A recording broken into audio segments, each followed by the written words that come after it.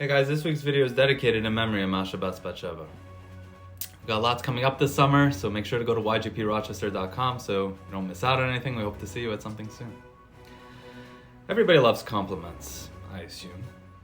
But some compliments mean more than others, right? If you get a compliment from a competitor, it's going to mean more. You know, when they say, you guys are doing something right, or you guys are onto something, that's going to mean a lot more than just, a compliment from anybody else.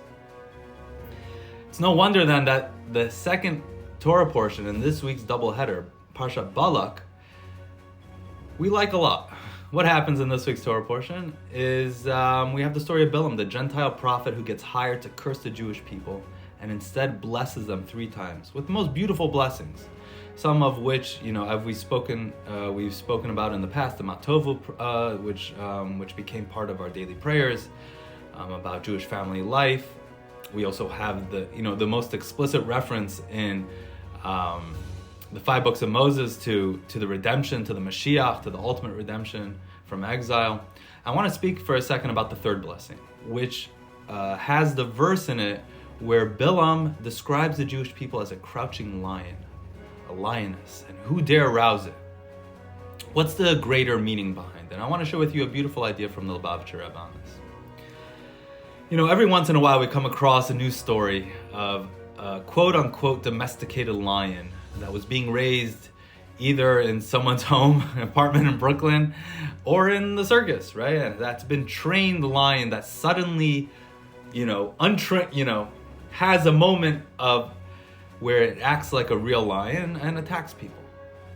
It's like, oh my gosh, we've never had an incident before. They're all shocked. If they would have looked at the Talmud or the Code of Jewish Law, they would have known this idea. And that is in the Code of Jewish Law, there's this idea that a wild cat, like a lion, can never be labeled as domesticated. How does this apply in Jewish law? Well, in Jewish law, there's this idea that certain animals can be domesticated. Certain livestock, for example. And therefore, if, let's say, an ox, goes on a rampage, we look at, before holding the owner liable, how much could that have been expected? It's a domesticated animal. It doesn't usually do this. If it does it a few times, then it should be expected.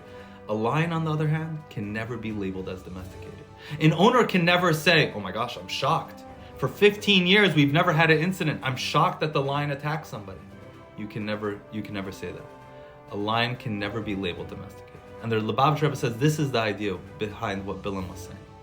Is that, the nations of the world, we're in exile for thousands of years, and the nations of the world have subjugated us. They've wanted to train, quote unquote, the Jewish nation to be docile, to act the way the world wants them to. They've abused us, we've been kicked around. But as Balaam said, we're a lion. Just like a lion is docile, it's only by nature. It's not by nature. It's only because it's decided to. By nature, it's a lion, it's still a lion. And the Jewish people are the same way. You may kick us around, you may subjugate us, but we remain free. Tomorrow is Yud Beis Tammuz, the 12th day of the month of Tammuz, when it's a Hasidic holiday. We celebrate when the previous Lubavitcher Rebbe was miraculously set free from his own personal exile in communist Russia. Just 10 days earlier, when he was standing on the platform to take the train into exile, he told his followers that the nations of the world should know that it is only our bodies that have gone into exile. That's the only thing they have control over. Our souls always remain free. Shabbat Shalom.